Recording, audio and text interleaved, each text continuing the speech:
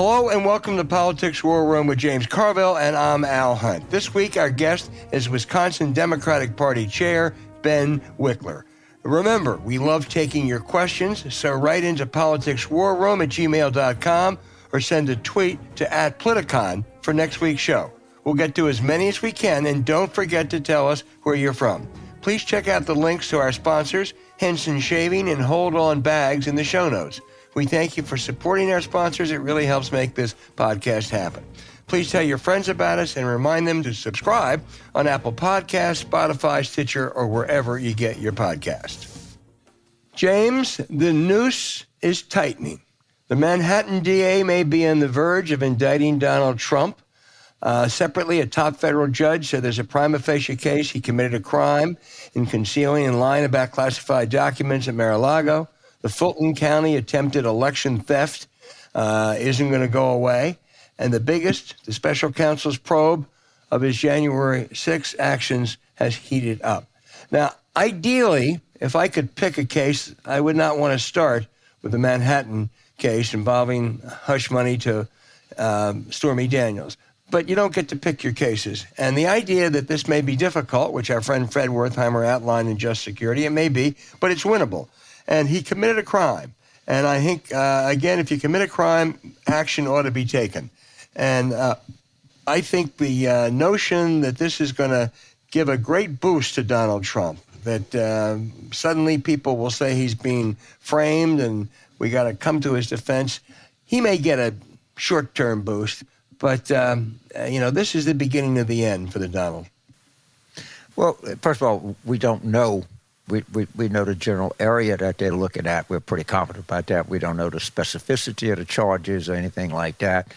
Ryan Goodman, who edits Just Security, and Andrew Iceland, who's a dear friend of this show, had a op-ed piece in the New York Times saying this is a big deal. And I think we're gonna find out it's more involved in a misdemeanor than just Michael Cohen's word. But everything is moving in a rapid direction. So let's see what the actual indictment says. And you're right, the Fulton County stuff is barreling ahead at some deliberate speed. And so in Jack Smith, it sure looks like he's looking under a lot of rocks here. So let's let this thing come out, and we can get somebody on to discuss the merits of how easy or tough the prosecution is. Yeah, no, I think you're right. Oftentimes people will draw parallels to a John Edwards indictment 10 or 15 years ago. There are two differences, and they cut both ways. One, Edwards was indicted on a federal charge, which is easier than devising a state charge. But the other thing that's really different is that the key witness against John Edwards was a guy, I think his name actually was Andy Young, and he had pocketed some of the so-called hush money, and it was in his great interest to stay out of jail by turning on Edwards. Michael Cohen is a sleazy guy. I am not going to say I think Michael Cohen has a scintilla of decency about him. He turned because he had to turn, but he's already paid a price. He's been in prison. There is no he's not going to testify because he wants to stay out of trouble. So you're right. There are details that we don't know yet, and I hope that there's more than Michael Cohen. And usually with Donald Trump, there is. Well, interesting little historical factoid here. The unsuccessful prosecutor in the John Edwards case was none other than Jack Smith. Mm-hmm. So, I mean, it's just, and history doesn't repeat itself, but it rhymes. Yeah, well, that's not. But, James, what do you think? What do you think of your favorite, some of your favorite members, Jim Jordan and company, deciding they're going to haul Bragg, the Manhattan DA, before Congress? He's a local official. Please do. I'm so far them dragging. I'm so far Jim Jordan dragging. I wish he'd drag me before Congress, so I could sit there and say, Mr. Chairman, you have 8 different people have credibly accused you of being tolerant of sexual molestation of young people. That's what they ought to do, and they're fools. This thing has backfired on them. if I were Alvin Bragg, I wouldn't even contest the subpoena. I would show up and show them up for what they are, a pack of fools. And by the way, we got some pretty good people on that committee. They're not going to be very anxious. They'll do press releases and woo-ha and that kind of stuff. But they're not that stupid. I hope they do, but it doesn't bother me at all. Well, and it was interesting. Ron DeSantis started to strike some distance this week from Donald Trump. I think that's an indicator. But I must say this, Lord knows who you cheer for in that contest, but what really got me about DeSantis was he said, yeah, I would have done things differently. I'd have fired Tony Fauci. The press is letting down on its job. Take a look at the Florida results on COVID versus California, which had a tough COVID policy. And the answer you'll find is Florida had 60% more deaths than California and 15% more cases. The notion that Ron DeSantis did a great job on COVID is a total lie, and it's about time the press hold him accountable for that. I'll break away from Trump for a minute, James. I would point out one more thing to Governor DeSantis. The murder rate in Florida is higher than it is in New York or California. That's right. And by more than just a teeny bit, too. Mm-hmm. The murder rate in Florida is higher than the murder rate in New York State or California. So maybe he should investigate what are they doing that is so much more successful than what Florida is doing. That's a good idea. He could bring in murder rate per capita by state. So what's that like? Statistica or whatever. That you can look it up. You can look it up. Higher COVID rates, higher murder rates. If COVID don't get you, somebody else will. Come to Florida. Well, the Republican congressman who was supposed to be next to Jim Jordan, the relatively sane one, of course, Dennis Rodman looks sane next to Jim Jordan, is James Comer of Kentucky. The Times had a fascinating long interview with him in which, among other things, he almost acknowledged that he had gone and hacked the server during a campaign of a former girlfriend who was criticizing him and leaked it to smear her. This is the good guy, James. This is the good guy. And he says, I really want to have a fair investigation. I don't believe that.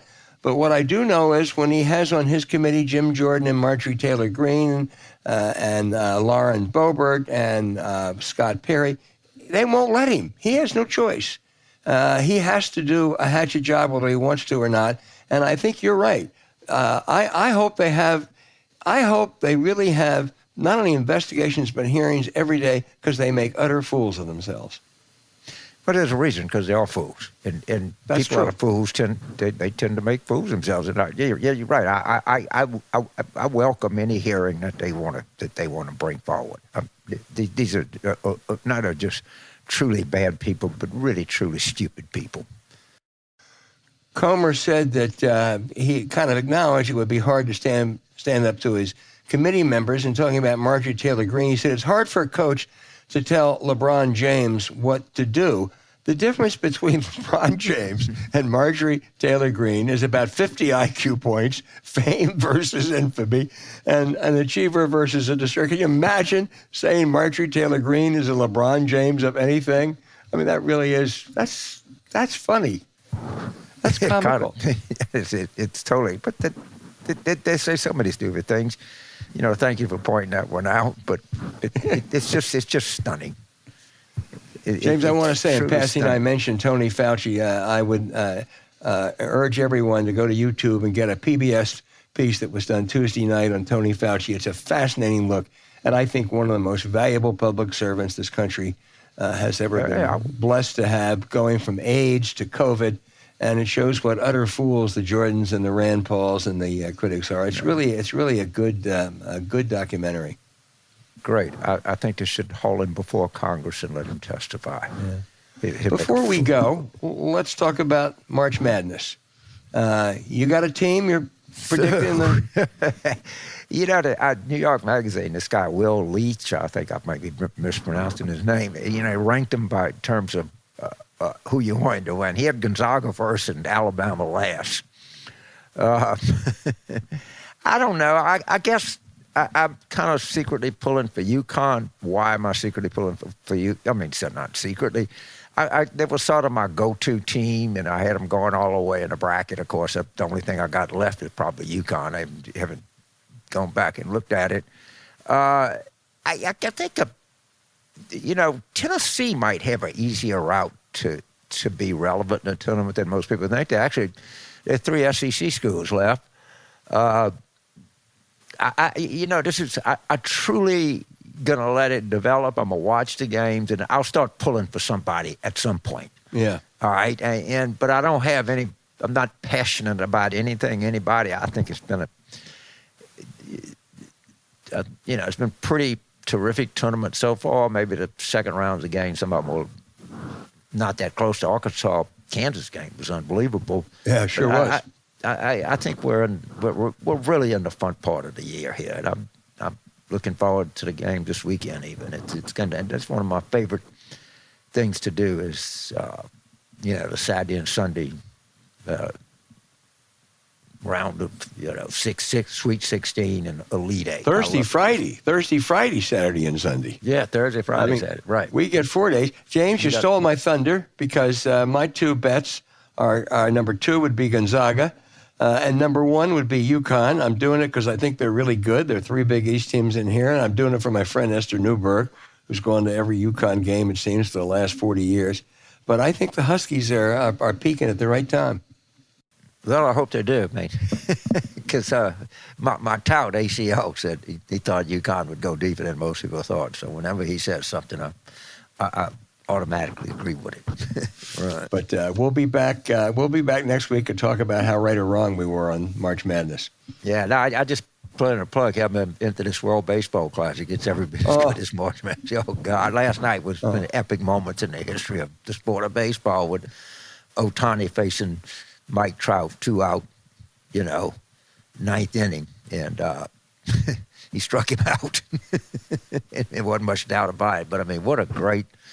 And the U.S. did a lot better than people thought. That was hats off. Baseball doesn't get credit for much and probably don't deserve for a lot. But I think this is one of the better ideas, and I'm very excited about the pitch clock and the rule changes it made. I think they're going to be good. You want to predict how much money Ohtani's going to sign for after this season? I'd like to have the interest in just one day. I tell you what, it'd be worth it. He'd be worth it. If they got $1 billion, he'd be worth it. I just can't tell you what just a stunning baseball player he is. Stunning. And apparently a pretty good guy, too, by all accounts. Is he? Yeah. From what I've read, I mean, he doesn't speak English, but he's not about, I love watching him play. I just love it.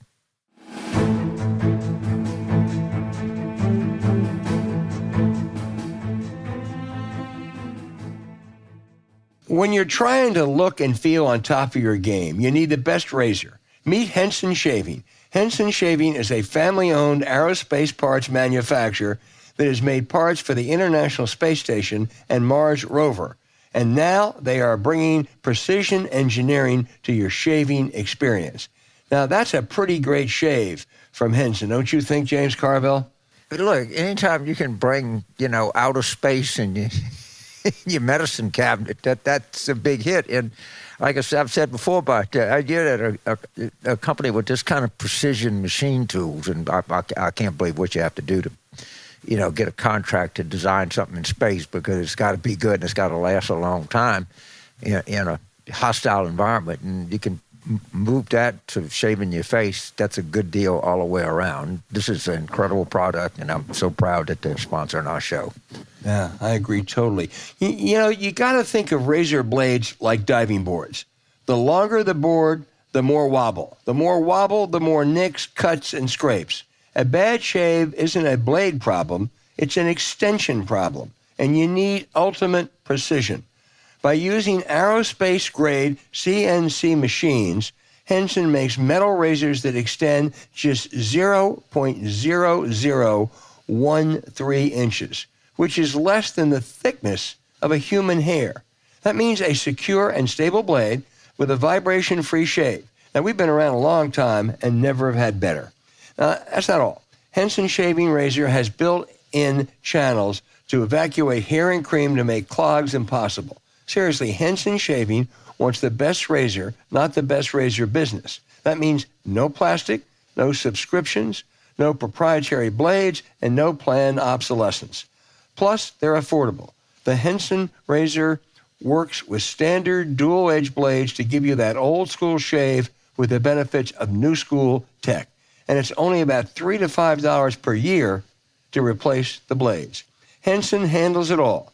The first shave makes you feel 20 years younger, and the design and durability is unmatched. So, therefore, it's time to say no to subscriptions and yes to a razor that'll last you a lifetime.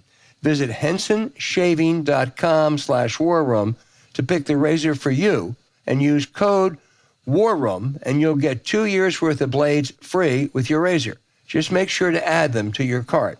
That's 100 free blades when you head to hensonshaving.com/warroom and use the code WARROOM. You also can check the links in our show notes.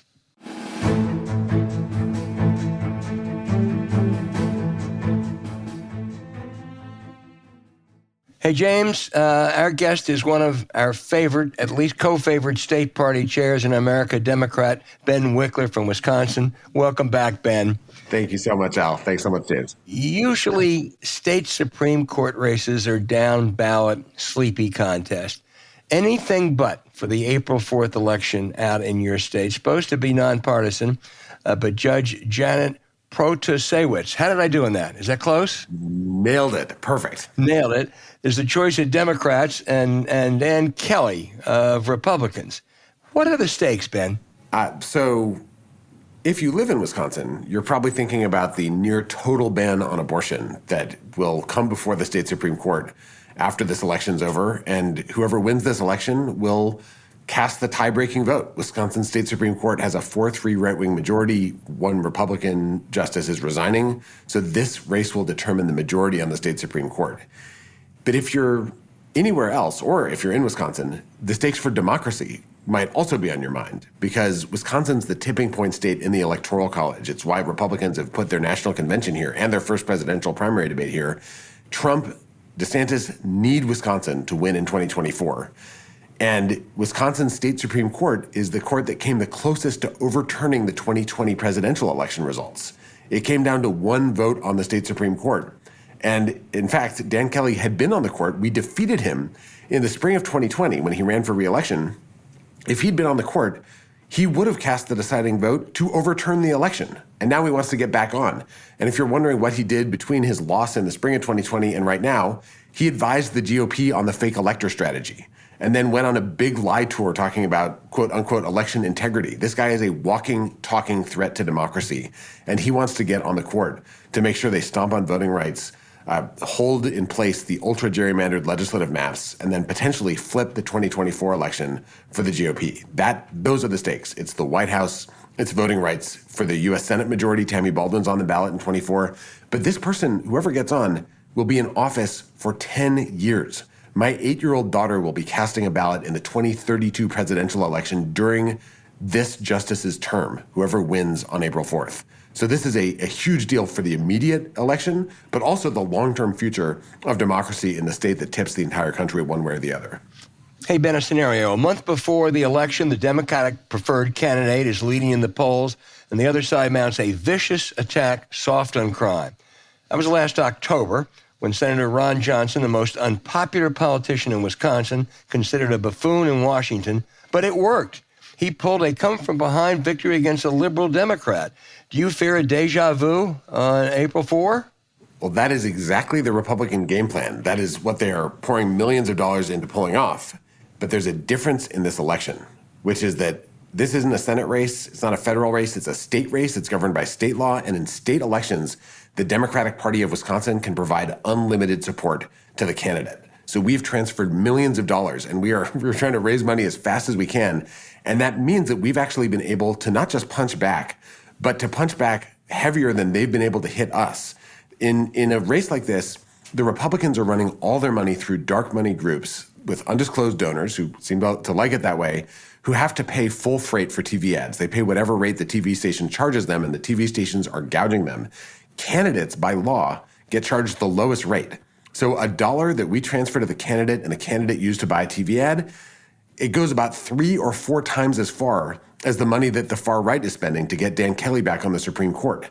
And what that means is that voters across the state, they see the hideous attack ads going after Janet, but then they see her ads where victims of crime who were in her courtroom talk about how she stood up for them, stood up for safety in the community, and they see her message about abortion, reproductive freedom, and democracy, and how terrible Dan Kelly is on every one of these things.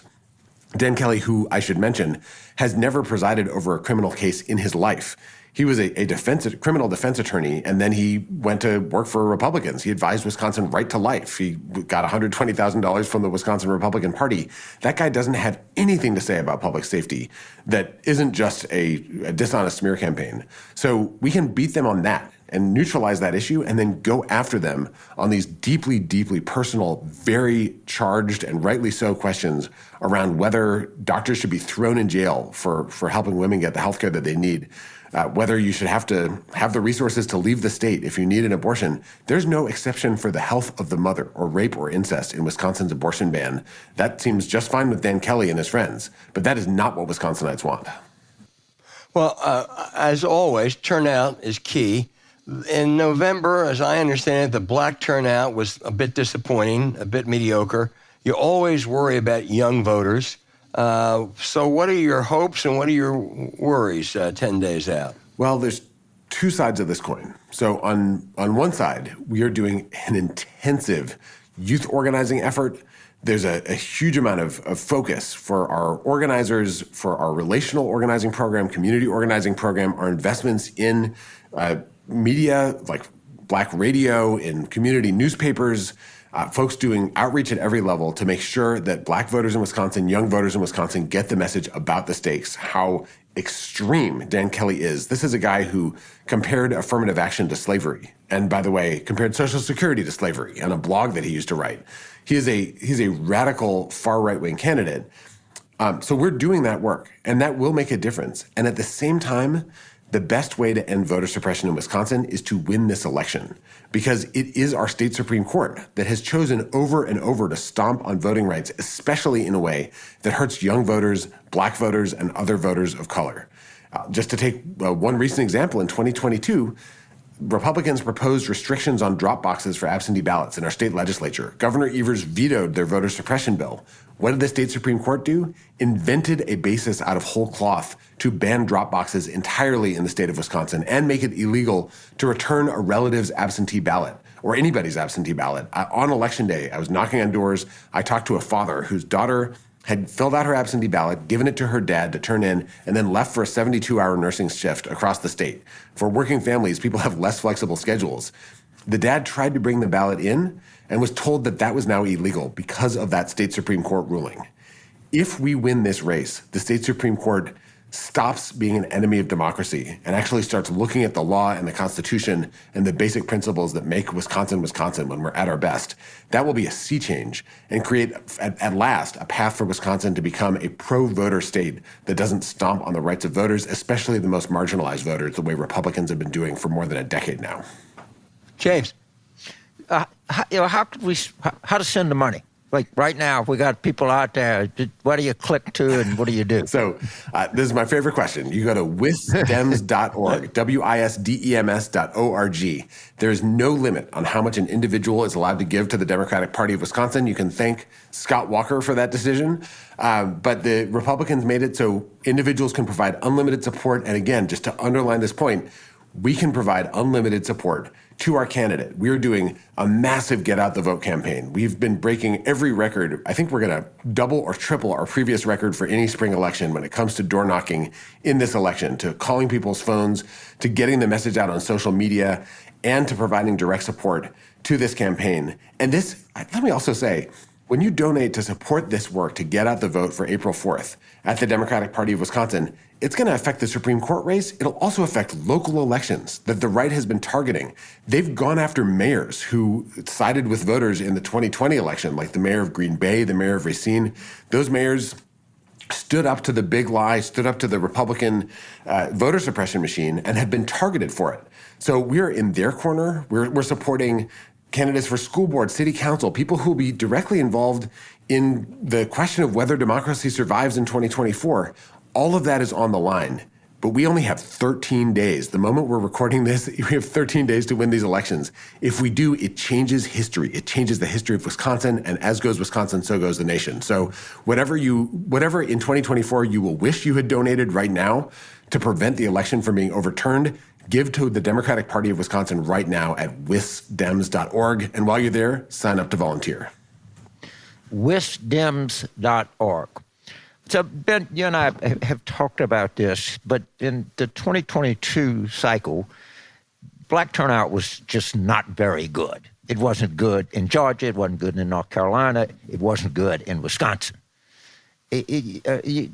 Tell me, what are we up to try to motivate turnout among black voters in Wisconsin? Well, the biggest innovation in organizing over the last few years has been the realization that the messenger matters, not just the medium or the message, but the messenger really matters. And the most powerful messenger is the person that you know. So there's been a shift. We still do door knocking, door to door, every kind of advertising and messaging you can possibly do. Folks are writing postcards to voters, texting, phone calls. But the thing that has the biggest impact is when someone you know reaches out to you and talks about how important the election is. So we built a team specifically to work on connecting with folks and asking them to be kind of the vote, get out the vote captains for their own friend group. And to reach out. The term of art for this is relational organizing, which is, in a way, it's the oldest thing in politics. Talk to your friends, talk to your neighbors. But now we can actually show someone on their phone, here are all your friends who are registered to vote, who aren't registered to vote, if they've requested an absentee ballot, if they've returned that absentee ballot. They can text, they can call them, they can just go back and record it after they meet up with them at a barbershop or at a grocery store. And then we can actually map that data onto our voter file and figure out who has not yet heard from their friends, who might need an extra nudge to be able to do it. And then thank people for doing that outreach and tell them, hey, your friend just voted. That is a sea change in how this kind of organizing works. So that's something that I think has enormous promise, something that we're deeply invested in this election and that we're going to do going forward because there's one study that found it had 13 times the impact of getting a knock on your door from a stranger. And I think that might even be understating the case. It's a game-changing thing, but it takes a ton of fine-grained organizing and trust. You can't show up, the day before the election and say, hey, why don't you load this app on your phone, put all your contacts into it, and then call your friends. You actually need to establish a real relationship months before the election, years before the election. And that's why our community organizing team, our Black Coalitions team, operation, it's been in place since the spring of 2021, and it hasn't stopped, and it won't stop. We're doing this now, and we'll do this through 2024 and beyond. Wow. That's it. Seems like that's something that could really work. It's something different because I got to tell you, what we're doing now is not working very well. This sounds like a plan B, and that's definitely what we need. So I had a debate appearance with Reince Priebus, the former RNC chair, but Wisconsin Republican. And he said the Democratic vote coming out of Dane County, which is Madison, Wisconsin, is much more impressive than what we get out of Milwaukee County. and talk a little bit about Milwaukee County, Dane County, and what kind of vote lead we need coming out of there to withstand the inevitable northern Wisconsin. So Dane County is this extraordinary vote-generating kind of bolt of lightning because in successive elections, the population has grown, the percent of the population that votes has grown, and the margin that the voters give to Democrats has grown. That's a triple threat. It's a trifecta of victory. Milwaukee has had a shrinking population, and turnout has not grown, but the Democratic edge has grown. So population, we obviously don't have much effect on, but the big question is what's happening with turnout? And if you zero in on it, Republicans have figured out how to target Milwaukee voters, black voters, low-income voters, Latino voters, and to some extent, young voters. That has been the huge, huge focus of their work. Now, Dane County is more diverse than a lot of parts of the state, but Republicans kind of work to make it easier for affluent white people to vote. That's been the hallmark of their strategy. Right. And It just happens that in Dane County, there's a lot of voters like that who are Democrats. There are voters of color, and there's low-income voters. But the way that Republicans have systematically tried to disenfranchise people lands hardest on Milwaukee, and that is no accident. One of the Republicans who was involved in writing the voter suppression law that passed, the voter ID law, they call it, but it was pretty specifically tailored towards stopping some people from voting. He became a whistleblower after that law passed and said Republicans were giddy. That's the word he used when they realized how much it would reduce turnout by young people and black voters. And after the 2022 election, the chair of the Milwaukee, the 4th Congressional District Republican Party, who, by the way, is an appointee to the State Elections Commission by the Republican State Senate President, that guy, and he was also a fake elector, Bob Spindell. He's a lot of hats he wears. He wrote a memo talking about the well thought out, multifaceted plan that led to the decrease in the vote in Milwaukee, where he said we can be especially proud of the decrease in black and Hispanic votes. And in there, he talked about, he called it extremely significant continued court litigation. He also talked about their biting ads on black radio. They fund a radio show. They spread disinformation through a whole bunch of different channels. But this is their project. And this will continue until it's made illegal, because Republicans know if they stop people they don't want to vote from voting, and black voters are at the top of that list, then that's how they can win elections. And we have to know about it, and we have to fight back and defeat it. Because the path to democracy, to building a multiracial democracy that actually lives up to the ideals of our country, is to end the scourge of voter suppression and make sure that every voice is heard, and that both sides have to compete to win votes from every population instead of trying to suppress the votes from the people they don't like. Wow. I mean, that's stunning when you stop and digest that there are intentionally and proud and bragging about their effect to stop people from voting. I mean, usually these kind of people operate in the dark, or, around the corner here. They're very, very public, and I hope everyone that listens to this show understands what the stakes are here. Let's think a little bit about this election. Do you think what will be the effect of a win for us? Not, I know the effects legally on the Supreme Court, and particularly abortion and other issues like that. But will it have a good effect going forward from into 2024, do you think? So there's a win or a loss. Yeah. Well, the loss scenario, what's frightening is to think about the fact that Republicans have learned their lessons from what didn't work in their coup attempt in 2020. The conservative who didn't vote to overturn the election, he pointed out that Republicans objected to the election rules only after they knew they lost. Well, the solution to that's pretty obvious. If you're a lawyer for Donald Trump, you object to the voters you don't like before the votes are cast, and then you try to throw out their votes afterwards. So they have a roadmap to try to steal the next election. And if we lose, I'm terrified about what they might try to pull to disenfranchise people going into Election Day, but then to throw out ballots after Election Day and flip the result. If we win, though, it almost makes me shiver to think about what's possible, because Wisconsin has been on the edge of a cliff ever since Scott Walker, Ron Johnson, Reince Priebus, the whole Republican apparatus swept in 2010 and then started rigging every one of our laws in 2011.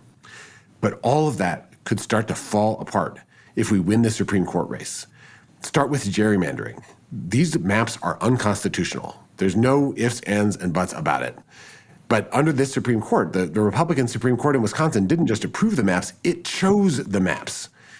It asked the Republicans to draw up their dream maps and then decided those would be the maps for the state. It's the only court in the country that resolved a partisan logjam between a Democratic governor and a Republican legislature on maps and just went with the Republicans in this century. That's as far back as the legal scholar that I'm referring to here has actually looked. So the legislative maps could be vulnerable to a constitutional challenge, and that could lead to redistricting potentially in the middle of this decade, and open the door to Wisconsin becoming an actual democracy where the majority of the votes determine the majority of the legislature. We saw what happened in our neighboring state of Michigan when they got fair maps. They became a Democratic trifecta in 2022, and they just repealed right-to-work legislation. So workers have the right to organize there. Working people have a fair shot again. That could happen in Wisconsin if we win this Supreme Court election.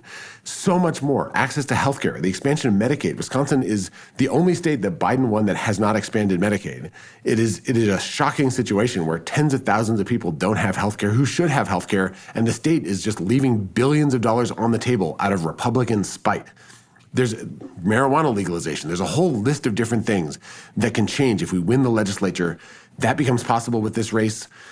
And also, just the comfort of knowing that we have a state Supreme Court that will give the people who come before it a fair shake and actually look at the law and the Constitution and not just plump for the GOP at every single turn. It could help reinstill faith in public life in a state where that faith has been so battered and bruised and nearly broken. Wisconsin used to have this tradition of being one of the best state governments in the country, a clean, honest government. Whether Republicans or Democrats were in charge, we helped lead the way for showing how government could be a force for good. Republicans have tried to smash that to pieces, and it's time to build it back. So before I turn to it, there's one impossible question to answer, but I'm going to ask it anyway because we're going to talk about it during the show. Let's assume that Trump is indicted, I don't know, Friday or next Monday or something like that. What is your estimate? What would you estimate to be the effect on the Wisconsin Supreme Court race? This is one of these questions that keeps me up at night. And that's why I asked it. So if that happens, I mean, it could go all kinds of different directions, but we have to expect that the impact of that would be that Trump supporters get angry and that they start turning out in numbers that they would not have turned out otherwise. And if any Democrat is listening to this show right now, I will say, I mean, again, donate at WisDems.org, volunteer, go to WisDems.org/volunteer and sign up for some phone banking shifts wherever you are in the country, because we need to spike turnout on our side. There's nothing at that point that we can do to tell Republicans to calm down and let justice take its course. They might turn out just to punch back at the legal system for actually holding Trump accountable. And in that moment, Democrats need to get even more furious about the lawlessness and extremism of the right and turn out in record numbers. I want to close with a story that keeps looping in my brain. In 2019, right before I became chair, there was a state Supreme Court race in Wisconsin. The progressive candidate in the Republicans' own internal polling, they've released this afterwards, was up by 8 points. But in the final week, Republicans flooded in dark money, incendiary messages to fire up Republicans who don't normally vote in spring elections. Their turnout surged, and the Republican won that race by 0.5 percentage point, by 5,981 votes. If we had won in that election, then in 2020, after I became chair and we won the state Supreme Court race against Dan Kelly, the guy who's running right now, if we'd won in 2019, then 2020 would have given us the majority. We would have had fair maps in 2021, and we would have a Democratic trifecta right now in 2022, passing laws that make people celebrate, instead of just trying to veto the most obscene right-wing legislation that they keep trying to force through. All of that comes down to that one vote per precinct in 2019. So in this election, even if you think that we are ahead, even if we are outspending the other side, and as of right now in this moment, we are, do not think for a second that it couldn't change on a dime. You've got to sprint through the finish line with everything you've got until the polls close at 8 p.m. on April 4th. That is our goal, and if we do that, we change history. Amen, brother. Yeah. Ben, you, as you were talking to James, obviously Dane and Milwaukee and Green Bay, the big counties, matter a lot. But before the 2020 election, I asked you, give me a bellwether county. Give me a place that will probably tell us who's going to win, because it's going to be close. And you said Sauk County over, I think, in Western. And I looked up, and Biden carried it by almost 600 votes, almost reflecting exactly his statewide margin. Do you have a bellwether county this time for April 4? The county I'm going to be obsessed with is Waukesha County, because if we get above 40% in Waukesha County, we don't need to win. We just need to lose by less. If we're above 40%, then we're going to win this election. And is that a WOW county? It's a WOW county. That's the first W in WOW. It's Waukesha, Ozaukee, right, and Washington. The Republican stronghold, the biggest source of Republican votes, has always been Waukesha County, but Democrats have been doing better and better there. And the big question is it going to snap back to the Republican column, or is it going to keep trending in our direction? In the primary, one of the Republican candidates was a judge from Waukesha County who presided over a very high-profile trial in Waukesha County, and she won in Waukesha County and cleaned up. The question is, do the people who vote for her, do they go to Dan Kelly because he's also a Republican, or do a bunch of them come over for Janet Protasewicz?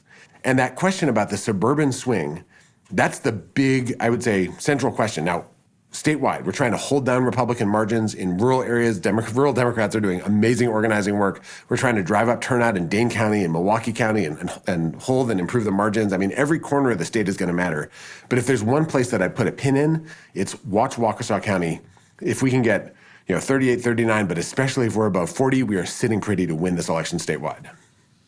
Ben, you mentioned earlier that it didn't used to be this way. Now, Wisconsin is no stranger to divisiveness. It was the home of Joe McCarthy, after all. But today it seems more bitter, more personal, more venomous. Why? I frankly think that this was an intentional strategy by the GOP that, in a way, was the Koch brothers punching back after McCain-Feingold. I mean, Citizens United knocked down a bill that was an extension of this good government ethos from Wisconsin that now is stretched across the country, the Bipartisan Campaign Finance Reform Act. Citizens United ended that. In 2010, the Koch network, Reince Priebus, Scott Walker, the Republican machine rolled in, flipped us from a Democratic trifecta to a Republican trifecta. And one of Scott Walker's biggest donors asked him, when's he going to go after the private sector unions? And he said, divide and conquer. And that is the centerpiece of how Republicans have approached their path to victory in Wisconsin starting in 2010. I sometimes say that the Trump era started in Wisconsin in 2010. It got so intense. First, they went after teachers' unions and public sector workers' unions, massive protests in the Capitol. Republicans broke the law 6 ways to Sunday to smash through their legal changes. Then they went after voting laws. They went after changing campaign finance laws, all these things. It really goes back to that moment. Before that, there were big fights between Democrats and Republicans, but it didn't have this kind of bitter edge. There's a whole book called The Politics of Resentment about how the right has fueled resentment as a kind of jet fuel for Republican politics. I want to win not only so that we can have better policies and more progressive policies and better government, but also because I want to show that kind of extreme negativity and extreme partisanship is actually a political dead end. I think we can de-radicalize the Republican Party by making this version of the Republican Party politically toxic. If Republicans think they actually have to appeal to most voters to get to win an election, they might strike a different note, and that would be better for everyone. Because, to a large extent, Ben, it's worked for them. I mean, the previous, I think, 7 national elections prior to 2016, the Democrats won, including big victories in 08 and 12. You more than held your own in state races. But certainly the politics look like they have moved right in the last 5 or 10 years. It's true. I mean, at the same time, if you look nationally, there was a study that found that when you smash unions and make a state a right-to-work state, or as we say here, right to work for less, it moves the presidential partisan vote share by 3.5 percentage points. Because working people aren't part of a organization that gives them trusted communication about who's on their side. That's been a huge part of the Republican strategies, going after workers, going after unions. And Wisconsin has lost more union members than any other state this century. I mean, this has been ground zero for destroying the ties that allow the working class to stand up for working people. So I think this is part of a strategy that's not just about how they message, but it's also about trying to dismantle the things that hold people together.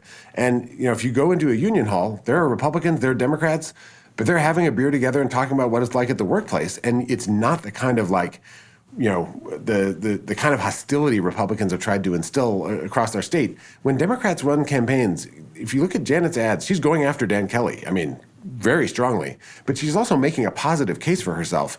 Dan Kelly's not running a single positive ad for himself at all. Tony Evers talked about what he'd done for communities all across the state of Wisconsin, as well as showing how extreme his opponent was. The Republican strategy here is all fear and smear. And it's usually the recipes that they show images of black people who've committed crimes and then try to make it seem like the Democratic candidate, whether they're black or white, is on the side of the person they're demonizing. That is their one move. And I want to make that kind of politics a relic in history that we have to teach our kids about, not something that Republicans can use effectively to win elections in a state that they've rigged to tilt the playing field towards Republicans. Ben, James is going to wrap this up in a fascinating conversation. I used to do a CNN show, and we asked at the end what was called the big question. So the big question for you now, can the Pack win without Aaron Rodgers? Absolutely. We help create amazing, history-changing quarterbacks in Green Bay. That is part of what Wisconsin produces, along with beer and cheese and brats. So there's a very, very bright future ahead. It can take a minute to get there, but I have nothing but hope for the team that I'm a very proud member of the community ownership of as a Packers shareholder. Hey, well, James. Wisconsin's produced the best state party chair we got. You got important work to do, Ben. I can't thank you enough. Go back to work, and we'll be with you on election night for April 2023. Thank you so much, my friend. Thanks so much, guys. You got real work to do. Thank you. Thank you, Ben.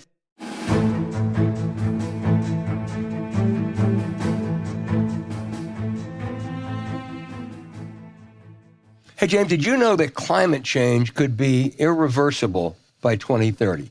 That's less than a decade away, which is why it's more important than ever for us to make thoughtful changes that make a big impact when it comes to caring for the earth.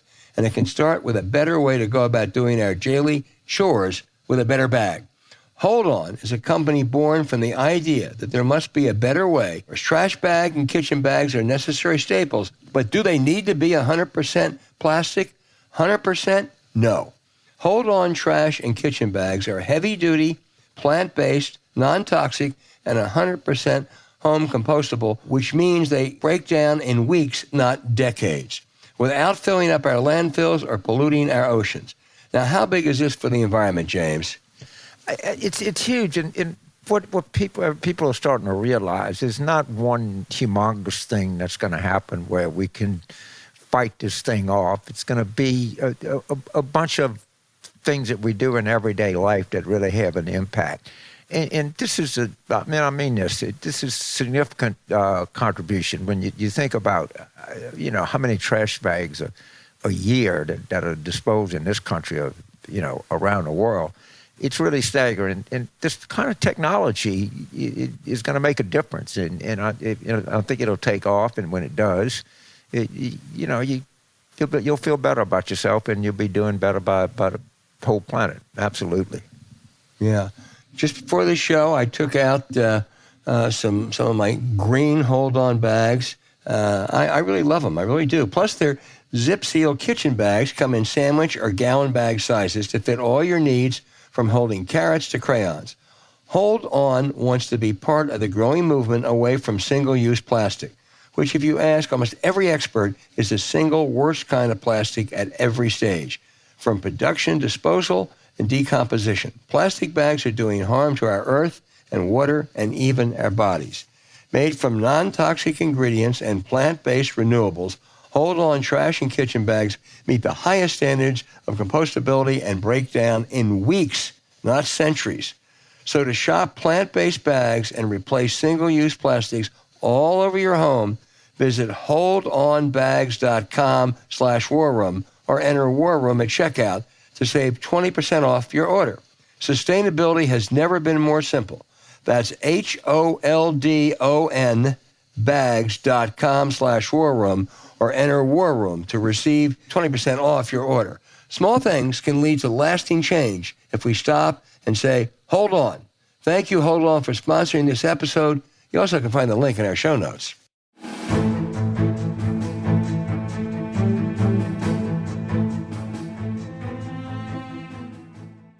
And now for the outrage of the week. James, every day, new depositions underscore what a fraudulent organization Fox News is. A couple new ones this week, mainly from a former Fox producer, Abby Grossberg, who has filed a suit.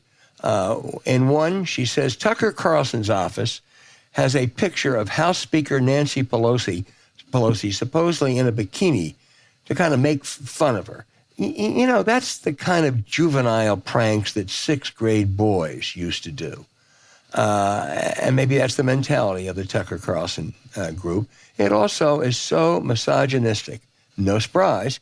Grossberg also charges she was forced to spy on anchor Maria Bartiromo, who the executive said was crazy, menopausal, and hysterical. Those are quotes.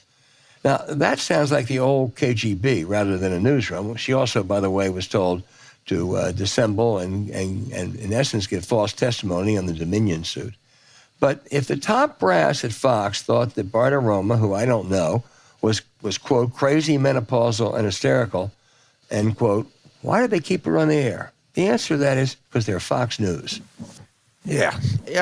This sounds too unbelievable, but remember this name, Andrew Kloster, Kloster. And Mr. Kloster is a pretty significant person in Republican circles. He's a graduate of New York University School of Law, which is a top 10 law school, a former clerk with the Seventh Circuit Court of Appeals, which they're probably 0.5% or 1% of graduating law students get an appellate court clerkship. His bio on the Federalist Society site, he's so prominent that he's on the Federalist Society site. He served as Associate Director of White House Office and Presidential Personnel, Deputy General Counsel for the Office of Personnel Management, where he was eventually promoted to Acting General Counsel. This guy is powerful. Now, why do I bring Mr. Kloster up? On a piece in the site Daily Beast by a guy named Roger Solenberger, who I've read before, is a good reporter, he said that he was looking for women with a punchable face, that he was a raging misogynist, that actually the reparations should be paid by black people to white people because he said that slavery was voluntary, that slaves did everything and white people didn't free slaves. Conclusion, slavery was voluntary. I could go on and on, but for God's sakes, just go and look this guy up. And he's a credentialed guy. If you met him on the street, I'm sure you would be very kind of banal with a sterling resume, and fantasizes about punching women and black people paying reparations. And now, of course, he's working on the staff of Congressman Matt Gaetz. But this is the kind of people that you're dealing with, and never forget that. Well, he'll fit very comfortably in with Matt Gaetz, don't you think, James? I'm sure he fits pretty comfortably in the mainstream of the Republican House caucus. That's true. But the idea that there's two sides to every argument. There's no two sides to punching women in the face. There's no two sides to slavery. Not at all. I mean, God damn, man, these are just some awful freaking people. Oh, they are.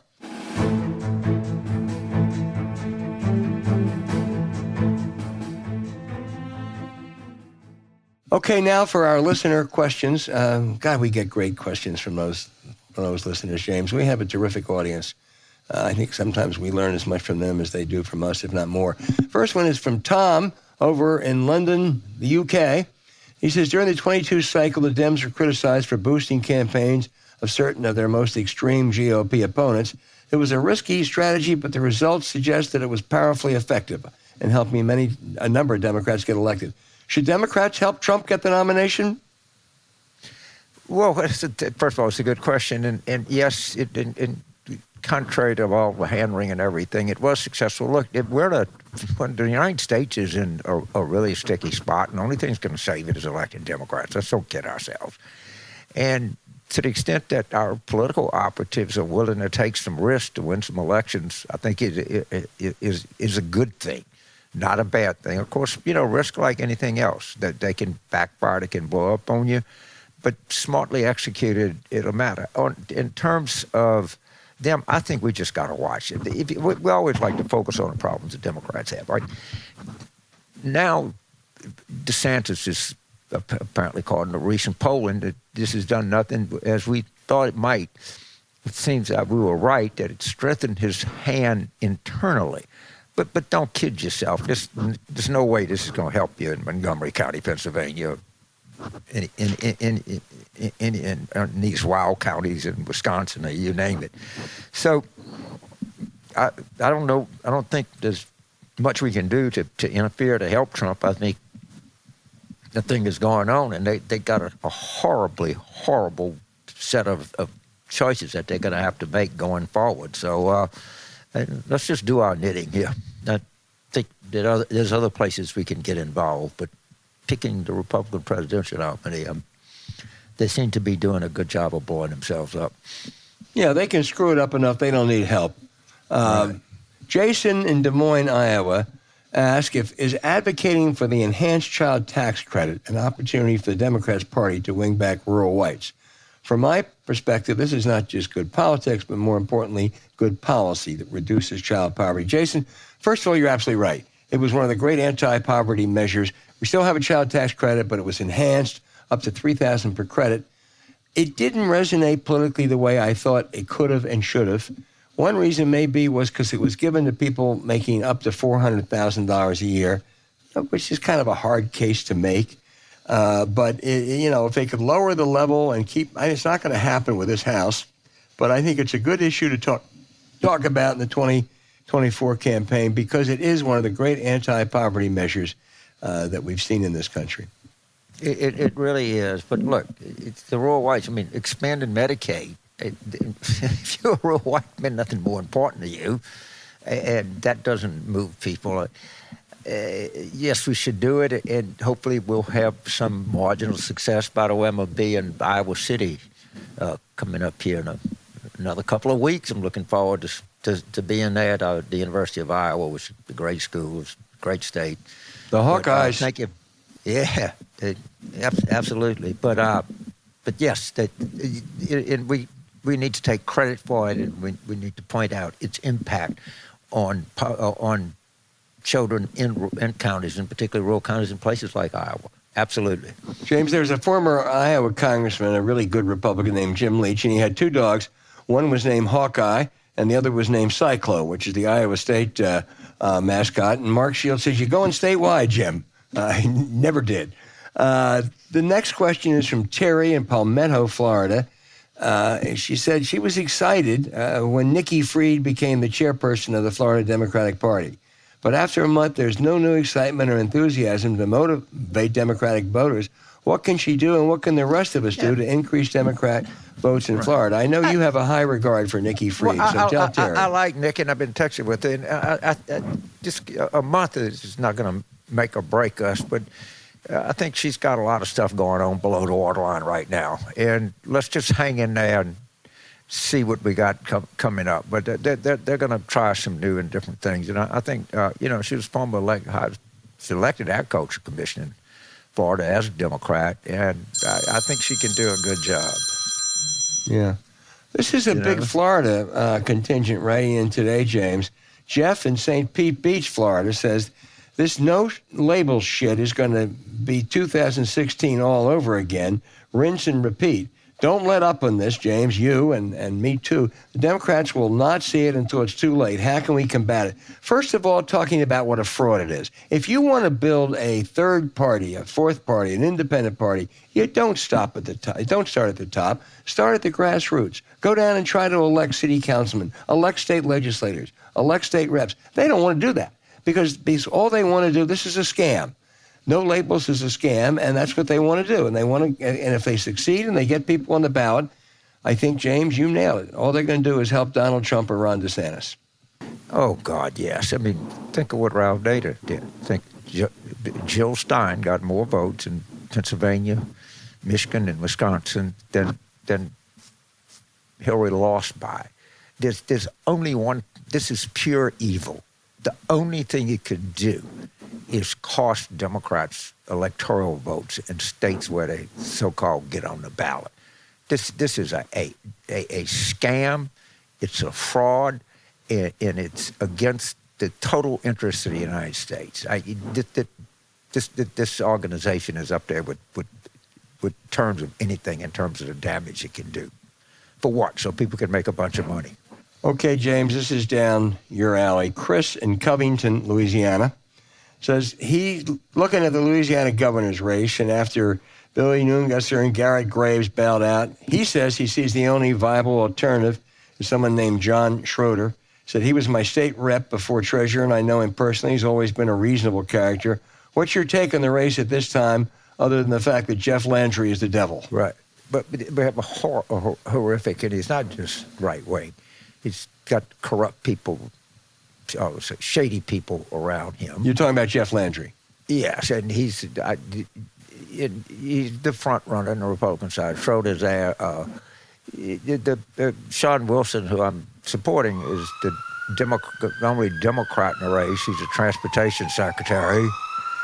He's endorsed by John Bell, but I think the Republicans say that, if you get Jeff Landry in a runoff with Sean Wilson, then they'll win and Jeff Landry be governor. And that's not an unreasonable assumption, by the way. That's not unreasonable at all. There seems to be a guy by the name of, I think it's Paul Wagerspack, who comes to the same part of the state that I come from, was Bobby General's chief of staff, who was worst governor in the history of Louisiana, and was for 10 years ran LABI, the Louisiana Association of Business and Industry, an organization that's dedicated to low wages, among other things.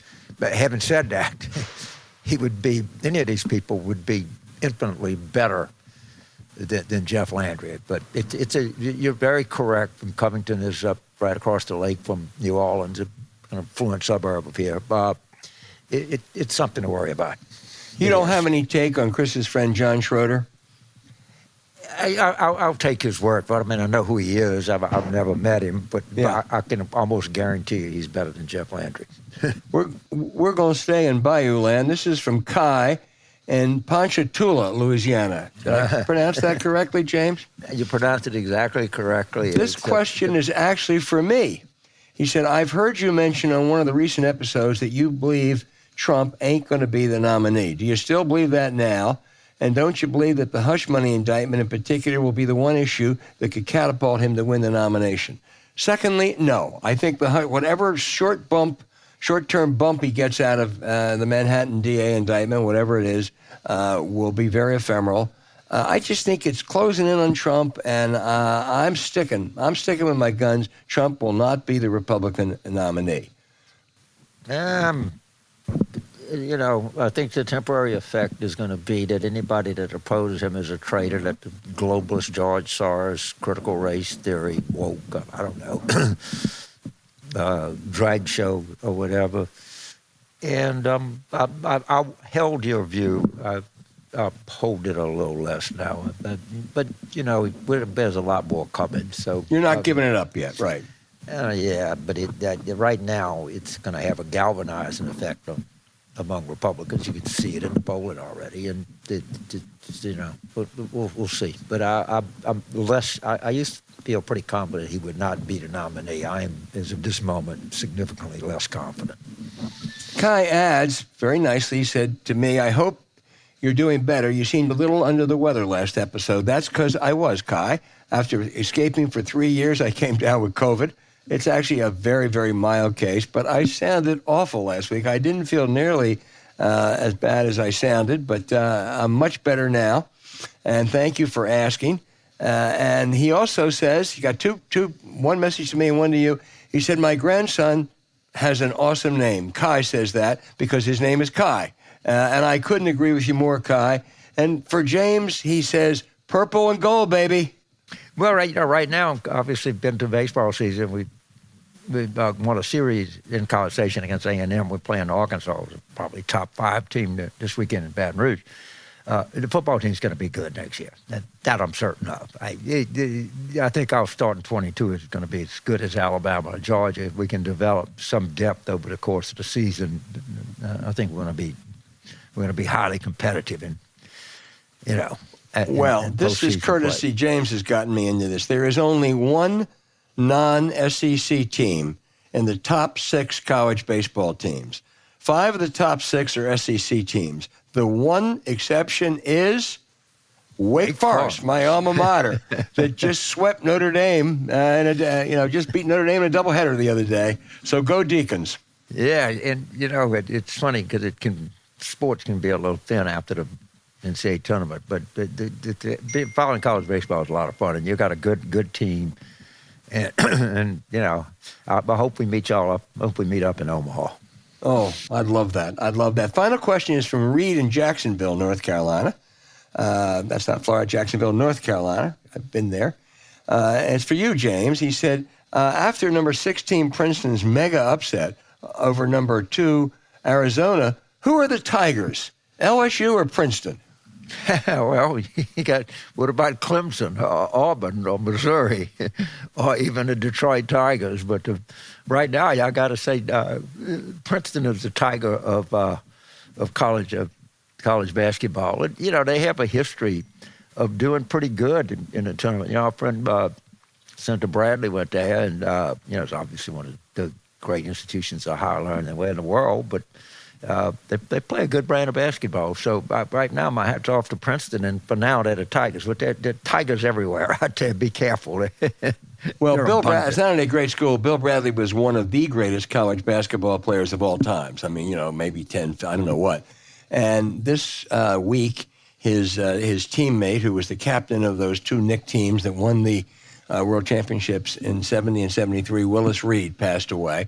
He was from Louisiana, James. Yeah. He was really one of the great competitors in the history of the NBA, and his performance in that championship game against Wilt Chamberlain, when on one leg he limped out and started and helped guide the Knicks to a victory. Willis Reed was a great one. Right. I think he was in the same neck of the woods that Bill Russell and Karl Malone are from. It's two pretty fair basketball players. Man, let's check the water down there, huh? Yeah, I'm telling you. Yeah, he was. And that was fun. I'll never forget that Knicks team. It was, you know, they had some colorful characters, and they were very good. Yeah, they really were. Okay, keep those letters and emails coming in. We love this segment. If we didn't get to it this week, we'll try to get to it next week.